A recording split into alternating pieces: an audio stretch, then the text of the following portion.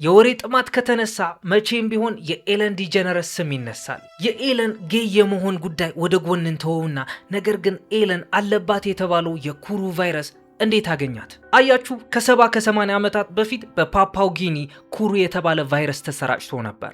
ይህ ቫይረስ ደግሞ ልክ እንደ ኮሮና የሌሊት ወፍ በልተው ምናምን ያመጡት በሽታ አይደለም፣ በካኒባሊዝም የመጣ በሽታ ነበር። ካኒባሊዝም ምን እንደሆነ ታውቃላችሁ ብዬ ተስፋ አረጋለሁ። ካላወቃችሁ ግን ልንገራችሁ። ካኒባሊዝም ማለት ሰው የሰውን ስጋ ሲበላ ማለት ነው። ስለዚህ ይህ ኩሩ የተባለ ቫይረስ ኤለን ዲጀነረስ ይዟት ከሆነ ሰዎችን ትበላ ነበር ማለት ነው። አላቅም፣ በኋላ ላይ ግን በሰፊው እናየዋለን። ይኸውላችሁ ኤለን ማለት በጣም ማኒፕሌቲቭ ነች፣ በጣምም ጌይ ነች። የኤለን ዲጀነረስ ስም ካነሳችሁ ደግ ሁኑ የምትለውን ጥቅስ አብሮ ማንሳታችሁም አይቀርም። ወንድሜ ደግ ሁን እሺ፣ እህቴም ደግ መሆን አለብሽ፣ ደግ መሆን አለብን፣ ደግ መሆን አለብን።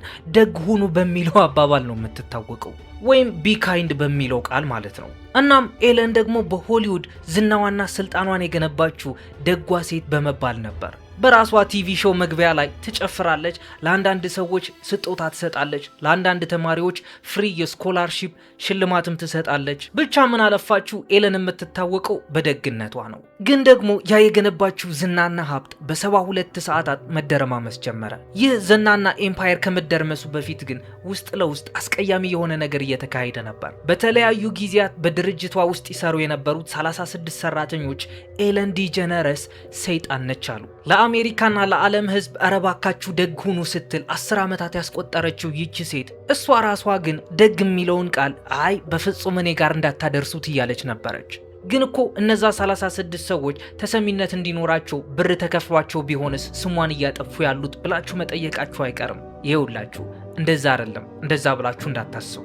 የአንድን ሰው ወሬ ማንም ሰው አያምንም። የ10 ሰዎች ወሬ ከሆነ ደግሞ አይ ልማድ ነው ይባላል። 36 ሰዎች ሲሆኑ ግን ጉዳዩ እዚያ አብቅቶለታል ብላችሁ ታስባላችሁ። ግን በዚህም ሆነ በዚያ በዛን ሰዓት ብራንዱ አልተዘጋም፣ ካንስልም አልተደረገችም። አሁን ላይ ሆነን ስናየው ግን ከሚስቷ ጋር ሆና ወደ ሌላ ሀገር የሸሸችበት ምክንያት ይህ ሳይሆን አይቀርም። ደግሞ ዲዲ ከታሰረ በኋላ ከዲዲ ጋር ተያይዞ የወጡ መረጃዎችም ስለነበሩ ነው። እሱ ብቻም አይደለም፣ ጄፍሪ ኤፕስቲንም አለበት። መቼም ከጄፍሪ ኤፕስቲን ጋር ያልተነካካ ሰው የለም። ይህ ሰውም ያልሰራው ቅሌት የለም። ህገወጥ የሰዎች ዝውውር ብትሉ፣ ማኒ ላውንድሪ ብትሉ፣ ህፃናት የመደፈር ኬዝ ብትሉ፣ ባለስልጣናትን በጣም አስጊ የሆነ መረጃ በመያዝ ማስፈራራትን ብትሉ ይህ ሰው ያለበት። ይህ ቻናል ደግሞ እናንተ አላችሁበት። እኔ ቴድ ኢዮብ ነኝ። ጣፋጭ ማራኪ እሺ የሆኑ ታሪኮችን መስማት ስትፈልጉ የምትከፍቱት ቻናል እንዲሆን አሁኑኑ ሰብስክራይብ አድርጉ። እናም እዚህ ፓርት ላይ ልብ ብላችሁ እንድታደምጡኝ ይፈልጋለሁ። ኤለን ዲጀነረስን ትኩር ብላችሁ ስታዩት ችግር አለባት የምትሏት አይነት ሴት ነች። ይህ ደግሞ እንዴት እንደሆነ አስረዳችኋለሁ። የኤለን ዲጀነረስ የሥራ ዘመን ስናይ ወደ 1970ዎች መመለስ ይኖርብናል። ኦፍኮርስ ኤለን እኮ በዕድሜ በጣም ሄዳለች፣ 68 ሆኗታል። የተወለደችውም በ1958 ነበር። እናም በ1970ዎቹ ሜቴሪ ሉዊዚያና ውስጥ በምትኖርበት ሰዓት የሆነ ጊዜ ስልችት አላትና ወደ ኦፕን ማይክ መሄድ ትወስናለች። ከዚያም መድረክ ላይ ወጥታ ማይኳን ጨብጣ በምታወራበት ሰዓት ድንገት ለዚህ ጉዳይ በጣም ተሰጥኦ እንዳላት ይገባታል። በጣም ፕሮፌሽናል አልሆነችበትም፣ ነገር ግን በጣም ጎበዝ ነበረች። እናም በ1981 በኒው ኦርሊንስ ኤምሲ ወይም አቅራቢ እንድትሆን እድል አመቻቸላት። ከ3 ዓመታት በኋላ ደግሞ ዓለም አቀፍ ቱር እያደረገች ስታንዳፕ ኮሜዲ እንድታቀርብ እድል አመቻቸላት። ከዛም ይግረማችሁ በ1984 በሾው ታይም ከአሜሪካ በጣም አስቂኝ ከተባሉ ሴቶች አንዷ ተብላ ሽልማት ተሰጣት። ግን ቀለል አድርጎ ከማለፍ ይልቅ ቆም ብሎ ማሰብ የሚበጀው እዚህ ፓርት ላይ ነው። 1986 ዘ ቱናይት ሾው ጆኒ ካርሰን የተባለ ሆስት ነበረው። ልክ እንደ ሰይፉ ሾው አድርጋችሁ አስቡት። እናም ወደዚህ ሾው ተጠርቶ ሶፋው ላይ የሚቀመጥ ሰው ደግሞ ዝም ብሎ ተራሱ አይደለም። እናም ጆኒ ካርሰን ኤለን ዲጀነረስን ወደ ሾው ጠራት። ያው ይቺ ልጅ ለረጅም ጊዜ ዘልቃ ትሰራለች የሚል መተማመን እሷ ላይ ስላሳደረ ነበር። ግን ኤለን ደግሞ ወደዚህ ሾው እንድትጠራ ያደረጋት ዋናው ጉዳይ ጠንካራነቷ አልነበረም። ይልቁንም በጣም አነጋጋሪና ኮንትሮቨርሻል የሆኑ ነገሮችን በማስወገዷ ነበር። በስታንዳፕ ኮሜዲዋ የምታስቃችሁ ስለ አሻንጉሊቶች እያወራች በዓል ላይ ስላሳለፈችው ሜሞሪ ሊሆን ይችላል፣ ስለ አያቷ እያወራች ልታስቃችሁ ትችላለች። በአጠቃላይ ቀልዶቿ ምቾት የሚነሱ አልነበሩ። እናም እነዚህ አወዛጋቢ ወይም የፖለቲካ የሆኑ ወሬዎችን አለመምረጧ በ1997 አሜሪካ ውስጥ በጣም ታዋቂ የሆነ ሲትኮም ላይ እንድትተውን ተመረጠች። ከዚያም እዚህ ሲትኮም ላይ ትሰራለች እናም ሚያዝያ ወር ላይ 1997 ኦፍኮርስ እንደ ፈረንጆቹ እዚህ ሲትኮም ላይ እየሰራች እያለ የፕ አም ጌይ የሚለውን ላይን ትናገራለች። I mean, what is wrong? Why do I have to be so ashamed? I mean, why can't I just say the truth? I mean, be who I am. I'm 35 years old. I'm so afraid to tell people. I mean, Susan, I'm gay. የዚህ ትርጉም ደግሞ አዎ ሰደማዊ ወይም ለዝቢያን ነኝ ማለት ነው። ስለዚህ ገይ የመሆኗ ጉዳይ ኦፊሻል አደረገችው ማለት ነው። ታይም መጽሔት ደግሞ ይቺን ወሬ ተቀብሎ የፊት ገጹ ላይ አተመው። ሰደማዊ ወይም ለዝቢያን ከሆኑ ያንን ሚስጥር አውጥተው ይፋ ካደረጉ ካሚንግ አውት ኦፍ ዘ ክሎዜት ተብሎ ነው የሚጠራው፣ ወይም ከቁም ሳጥኑ እንደመውጣት ማለት ይሆናል ትርጉሙ መሰለኝ። እናም ስለ ሰዶማዊነቷ ሚዲያ ላይ ወጥታ ስለተናገረች በዛን ሰዓት የነበረው የኤልጂቢቲኪው+ እንቅስቃሴ ወይም ሙቭመንት በጣም እሳጫረችበት። ቆይ ግን ሳልነግራችሁ የዚህ ሲትኮም ድራማ ስሙ ኤለን ነበር። እዛ ሲትኮም ድራማ ላይ ኤለን ሞርጋን የሚል ገጸ ባህሪ ይዛ ነበር የምትጫወተው። እናም ገጸ ባህሪውና በሪል ላይፏ ኤለን ዲጀነረስ ጌይ ሆነው ወጡ። እንደዛ ብላ የተናገረችበት ኤፒሶድ ዘ ፓፒ ኤፒሶድ ይባላል። ግን አሜሪካ ውስጥ ደግሞ ታውቃላችሁ እንደዚህ አይነት ነገር በጣም ተራቀውበት አስበውበት ነው የሚያሰራጩት። ይህ ሲትኮም ድራማ ሲያሰራጭ የነበረው ኤቢሲ ቴሌቪዥን ይባላል። ኤቢሲ በዲዝኒ ባለቤትነት አለው። የዲዝኒ ተመልካቾች ደግሞ ህፃናቶች ናቸው። እናም ኤቢሲ ዝም ብሎ በችኮላ ወይም ሳያይ ታሪኩን ወይም ስክሪፕቱን አላጸደቀው። ግን እዚህ ጋር ስፒድ ፓስ ማድረግ የሌለብን አንድ ጉዳይ አለ። ኤለን ማንነቷን ይፋ በማድረጓ ይበልጥ ህይወቷን ሰላማዊ ያላደረገው በጣም አደጋ ውስጥ ከቷት ነበር። ይህ አደጋ ተቀብላ ግን ህዝብ ፊት ትቀርብ ነበር። ምክንያቱም ምን መሰላችሁ? በዛን ሰዓት ካም አውት የሚያደርግ ማንም ሴሌብሪቲ አልነበረም።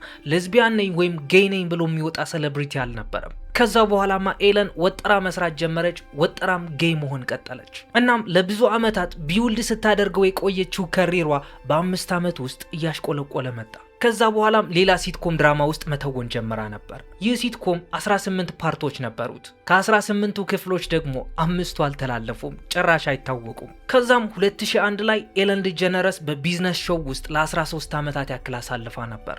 ግን ማንም ሰው ደፍሮ ሊቀጥራት አልፈለገም። የራሷ ስታንዳፕ ኮሜዲ ከሆነ ትሰራለች፣ እሱ ችግር የለውም። ከዛ በኋላም ነበረ ከዚህ ውድቀቷ ያዳነቻት አንዲት አሳ የመጣችው። አዎ አሳ ዶሪ ትባላለች። በፋይንዲንግ ኒሞ የተባለ አኒሜሽን ፊልም ውስጥ ዶሪ የምትባል ገጸ ባህሪ ይዛ እንድትተውን ተመረጠች።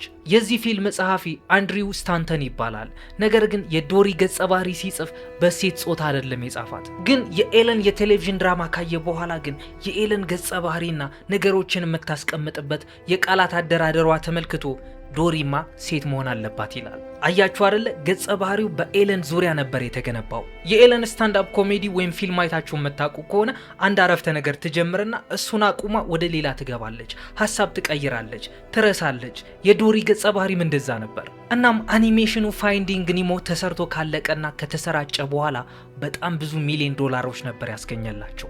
ገንዘብ ብቻ ሳይሆን ያስገኘላቸው የኤለን ዲጀነረስ ስምና ኢሜጅ ማስተካከለው። ከዛም 2003 ላይ አስቂኝ፣ ሰላማዊ፣ ቤተሰባዊ ይዘት ያለውና ምቾት የማይነሳ ዘ ኤለን ዲጀነረስ ሾው እውን ሆነ። ይህ ሾው ደግሞ ልክ እንደ ዴይ ታይም ቶክ ሾው፣ ልክ እንደ ኦፕራ ተቀባይነት ይኖረዋል ብሎ ማንም ሰው አልገመተም ነበር። የመጀመሪያ እንግዳዋ ማን ብትሆን ጥሩ ነው? ከፍሬንድስ ቲቪ ሾው የመጣች ዘ ዋን ኤንድ ኦንሊ ሬቸል ነበረች ወይም ጄኒፈር አኒስተን ነበረች። በአጠቃላይ ዘ ኤለን ዲጀነረስ ሾው በ19 ሲዝኖች 64 የዴይ ታይም ኤሚ የተባሉ ሽልማቶችን አግኝቷል። አንዳንድ ሴሌብሪቲ ሀብታም እየሆነ ታዋቂ እየሆነ ሲመጣ የራሱ ከረንሲና የራሱ ቲም ይፈልጋል። ኤለንም የምትታወቅበት የራሷ ከለር መፈለግ ጀመረች። ከዛም መስከረም 2010 መጣ። አንድ ቴይለር ክሌሜንቲ የተባለ የሩትገርስ ዩኒቨርሲቲ ፍሬሽማን የሆነ ሰው ከሌላ ወንድ ጋር የነበረው የፍቅር ግንኙነት በካሜራ ተቀርጾ ሳይበር ቡሊ ይደረጋል። ከዛም ያ ልጅ ውርዴቱን መቀበል አቃተውና ራሱን ያጠፋል። ኤለን ደግሞ ጌይ ስለሆነች ስለ ጉዳዩ በጣም ልብ የሚነካ አንድ ንግግር አደረገች።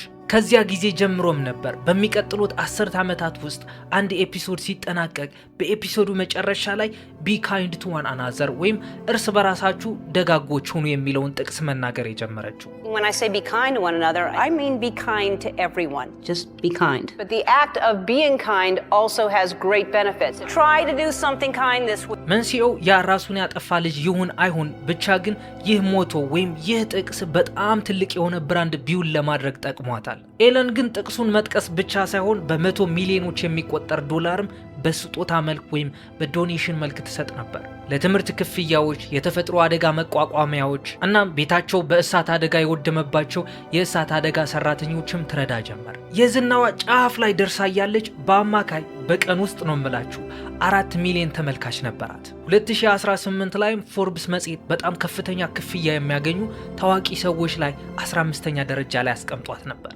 እንዲሁም በአሜሪካ ውስጥ በጣም ቀላጅ ወይም በቀልዱ የሚታወቅ ሰው የሚሰጥ አንድ ሽልማት አለ፣ ማርክ ትዌይን ፕራይዝ የሚባል እሱም ተሸልማለች። ከዛም 2016 ላይ ከባራክ ኦባማ እጅ የተቀበለችው ፕሬዚደንሻል ሜዳል ኦፍ ፍሪደም የተባለ ሽልማት አግኝታ ነበር።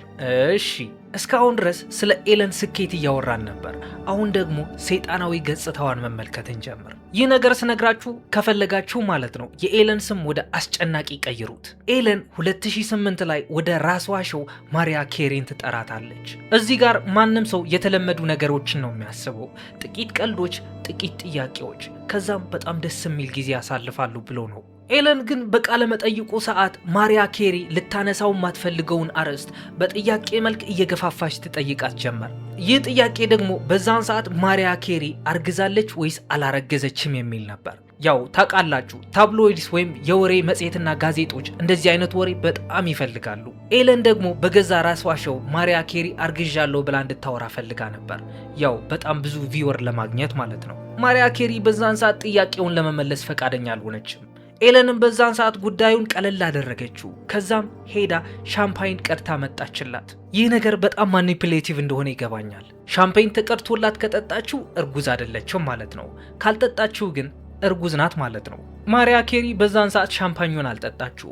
ስለዚህ ሰው የገመተው ማሪያ ኬሪ እርጉዝ ናት ብሎ ነበር። ማሪያ ኬሪ ደግሞ የዋዛ አይደለችም። ወደ ሌላ ሾው ትሄዳለች፣ ወደ ሌሪ ኪንግ። ሌሪ ኪንግ ሾው ላይ ደግሞ ወደ ኤለን ከመሄዷ በፊት እርግዝናዋ እንደተጨናገፈባት በጣም አዝና ተናገረች።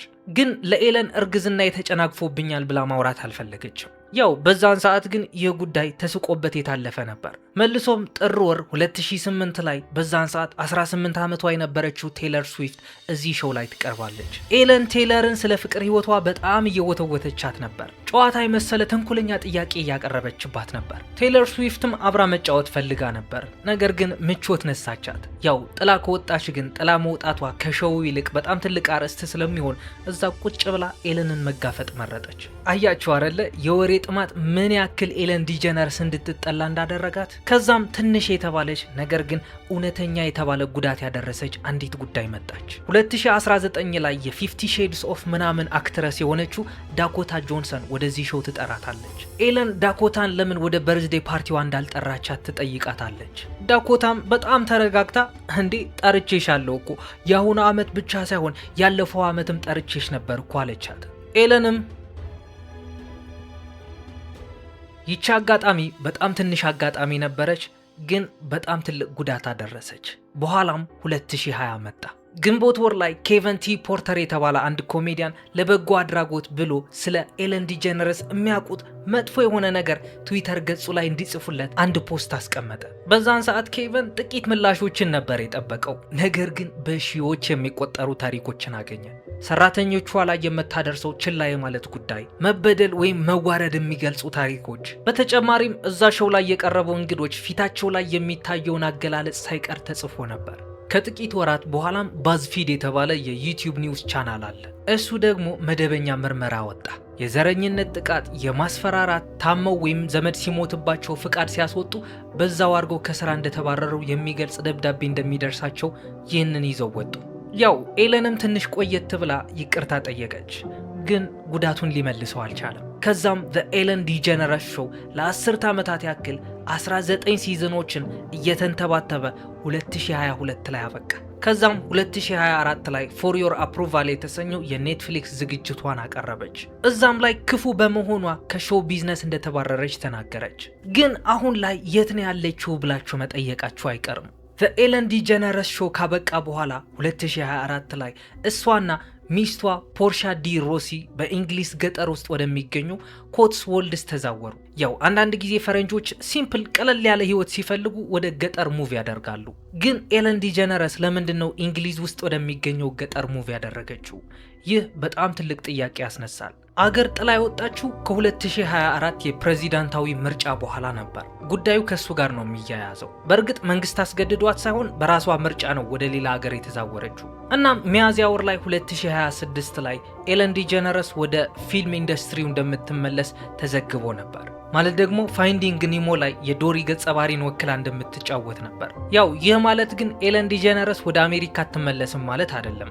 ምናልባት ትራምፕ ከስልጣን ሲወርድ ትመለስ ይሆናል። ያ ከኩሩ የተባለ ቫይረስ ጋር የተያያዘው ጉዳይ ግን እዚህ ጋር ግልጽ ላድርግላችሁ። አሁን ላይ ኩሩ ቫይረስ የለም። በእርግጥ ግን ደግሞ ሰዎች በኩሩ ቫይረስ የሚያዙት ካኒባል ከሆኑ ነው። ማለት የሰው ስጋ የሚበሉ ከሆኑ ነው። ስፔሲፊክሊ የሰው አንጎል።